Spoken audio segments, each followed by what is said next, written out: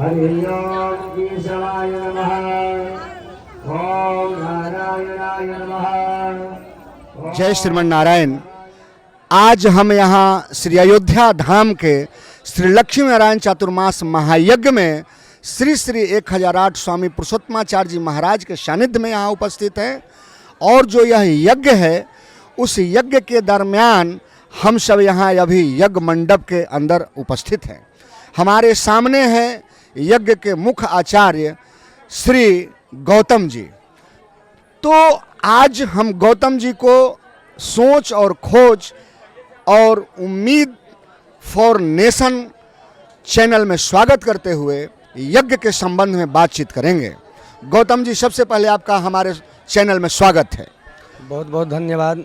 आज आपसे कुछ यज्ञ के संबंध में बड़ी ही सारगर्भित चर्चा होगी। सबसे पहले आप ये बताएं कि यज्ञ क्या है और यज्ञ क्यों किया जाता है। देखिए, ये जो यज्ञ है इसका नाम श्री लक्ष्मी नारायण महायज्ञ है। यज्ञो अपि तस्यै जनताय कल्पते। यज्ञ जो होता है वो जन कल्याण के लिए होता है। और इस यज्ञ में तो आप देख ही रहे होंगे, पूज्य श्री श्री 1008 श्री स्वामी पुरुषोत्तमाचार्य जी महाराज के सानिध्य में यज्ञ जो चल रहा है। बिहार से करीब इसमें 10,000 से ऊपर भक्त पधार चुके हैं। तो सब भक्तों को रहने की व्यवस्था, प्रसाद की व्यवस्था, अनेक तरह की व्यवस्था यहाँ की गई है। यज्ञ का मतलब होता है देव पूजा, संगतिकरण, दानेशु। सर्वप्रथम जो है वो देव पूजा है जो यज्ञशाला में चल रहा है।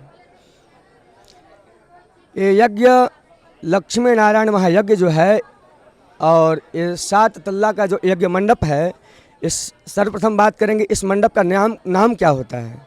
इस मंडप का नाम श्रीमान नामक मंडप का नाम हुआ। और यहाँ पर 9 कुंडीय महायज्ञ हो रहा है। 9 कुंड है। जो वृत्त कुंड आप सामने में देख रहे हैं, वृत्त कुंड है।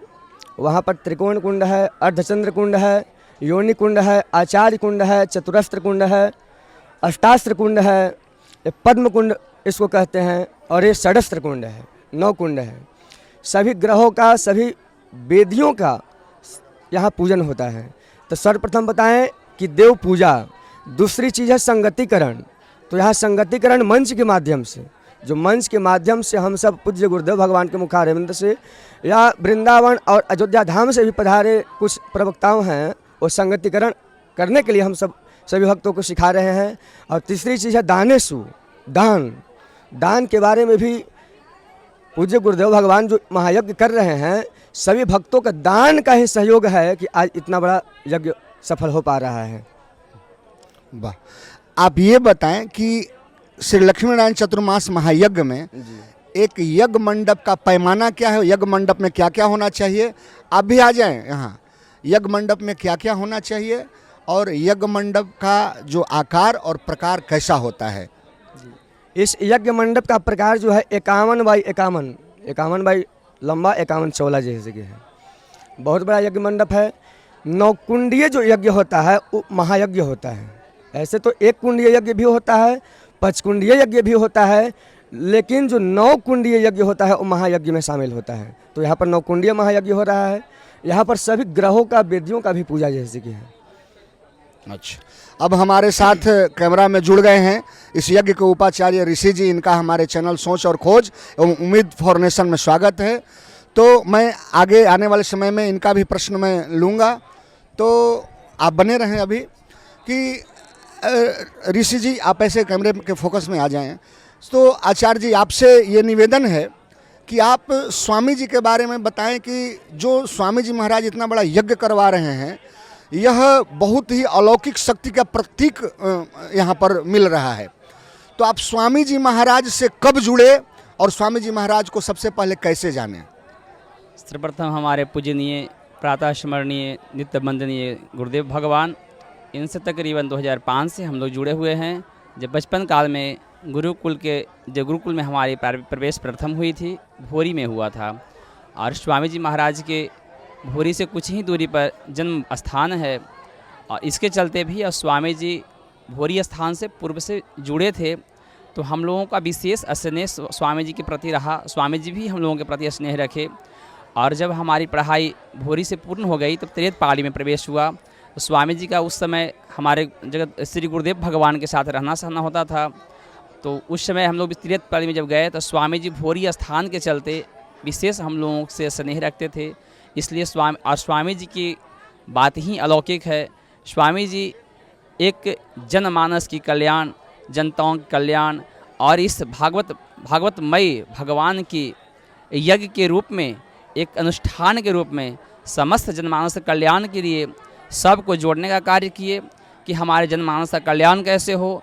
हमारे बिहार राज्य के विभिन्न जिलों से, बिहार से अपितु कह सकते हैं भारत से विभिन्न स्थानों से यहाँ पे लोग आए हैं और सबका जोड़ने का कार्य किए। धर्म कार्य को आगे कैसे बढ़ाया जाए, इस यज्ञ रूपी अनुष्ठान के माध्यम से जनमानस तक धर्म के रूप में प्रचार करना, जनमानस के प्रत्येक व्यक्ति तक पहुँचना और उनको दिव्य देवताओं के स्थान ऐसे अयोध्या, ऐसे अनेक धामों पर श्री स्वामी जी महाराज का यज्ञ हो चुका है। इससे पूर्व ऐसे नाम लें तो अभी तक स्वामी जी विभिन्न स्थानों पर यज्ञ किए, जिसके माध्यम से ऐसे ऐसे हमारे बिहार के लोग हैं जो कभी ऐसे स्थान पर जाने की उनको मौका नहीं मिला। उन सभी लोगों को स्वामी जी सर्वप्रथम इस यज्ञ के माध्यम से, सर्वप्रथम लोगों की समस्या होती है कि बाहर में हम जाएं तो कहाँ पे रहें, कैसे रहे, उनको रहने की सुविधा, भोजन की सुविधा। एक तो इसमें दो कारण है, एक तो आध्यात्मिक कारण कि धर्म से जोड़ना, द्वितीय कारण कि उनके अंतःकरण में धर्म की जागृति कैसे उत्पन्न हो। इसके लिए हमारे स्वामी जी बहुत दूर तक सोचे और जनमानस तक पहुँचे, जनमानस के जोड़े। आज हमारे श्री अयोध्या जी धाम में आज इतना बिहार से जनमानस के समूह आ चुके हैं कि इनको गणना तो नहीं किया जा सकता है, लेकिन संख्या में क्या तो अथाह संख्या में जनमानस हैं। कम से कम इस यज्ञ के माध्यम से आज अयोध्या धाम का भगवान की दर्शन, इसके बाद तीर्थ का दर्शन, और धाम में भी अयोध्या का विशेष महत्व है, भगवान की त्रेता का इसका महत्व है, इसका दर्शन करवाए। और इसके बाद हमारे यज्ञ में 9 कुंड हैं। इस 9 कुंड में मान के चलिए तो कम से कम 28 यजमान हैं, 28 से 29 यजमान हैं। इन लोगों को डायरेक्ट यज्ञ में ला करके धर्म से जोड़ने का कार्य हमारे गुरुदेव भगवान किए। और साथ साथ इनके साथ सभी जो भी हमारे बिहार से आए हैं उनको भी मौका मिला। इससे उनको 2 फायदा हो गया, एक तो धर्म कार्य किए, एक आध्यात्मिक कार्य भी हो गया, एक वैज्ञानिक कारण भी देख के चलिए तो उनको घूमने से अंतःकरण उनको लगा कि नहीं धर्म रूप करना चाहिए, तीर्थ करना चाहिए। और लोग बहुत ऐसे गरीब लोग हमारे बिहार से हैं, चाहे गरीब न भी हैं, समर्थवान भी हैं, लेकिन अब सोचते हैं कि हम बाहर जाएं तो कहाँ रहें। तो यज्ञ के माध्यम से स्वामी जी रहने की व्यवस्था से एकदम अच्छी, भोजन की व्यवस्था, उनको कैसे घुमा जाए, कैसे रहा जाए, कैसे दर्शन हो, इस सारी व्यवस्था यज्ञ के माध्यम से, कथा के माध्यम से लोगों को जोड़े और जोड़ करके आज एक जन सलाह का बहुत बड़ी समूह हमारे श्री अयोध्या जी धाम में आया है। और स्वामी जी की चर्चा क्या करें, स्वामी जी एक इतने जनमानस की सोचते हैं कि गरीब से गरीब लोग हमारे जग में आए, उनके पास पैसा हो या पैसा न हो, रहने सहने खाने पीने घूमने की सारी व्यवस्था हमारे श्री स्वामी जी महाराज के द्वारा प्रदान किया जाता है। बहुत बहुत आपका आभार। अब एक अंतिम प्रश्न आचार्य महोदय से, तब तक आपसे निवेदन है कि जितने भी यज्ञ के लोग आचार्य हैं 2 मिनट के लिए जब इंटरव्यू है तो सबको यहाँ पर कैमरे फ्रेम में लाइएगा, यजमान सहित हम लोग वो एक बनाकर निकलेंगे। अंतिम प्रश्न आपसे है कि श्री श्री 1008 स्वामी पुरुषोत्तमाचार्य जी महाराज को आप बाकी अन्य संतों से कैसे अलग देखते हैं?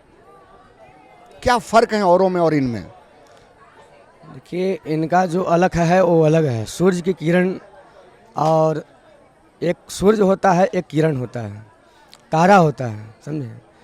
तो इसका तो खैर कुछ स्वामी जी के बारे में बोल ही नहीं सकते हैं। सूर्य अकेले पूरे जगत को रोशनी प्रदान करते हैं, लेकिन तारा का कितना भी समूह हो वो रोशनी प्रदान नहीं कर सकते। वाह, बहुत सुंदर। आपसे अंतिम प्रश्न मेरा होगा कि यज्ञ के माध्यम से सनातन और भारत का उत्कर्ष कैसे हो सकता है और यज्ञ से लोग कैसे जुड़े?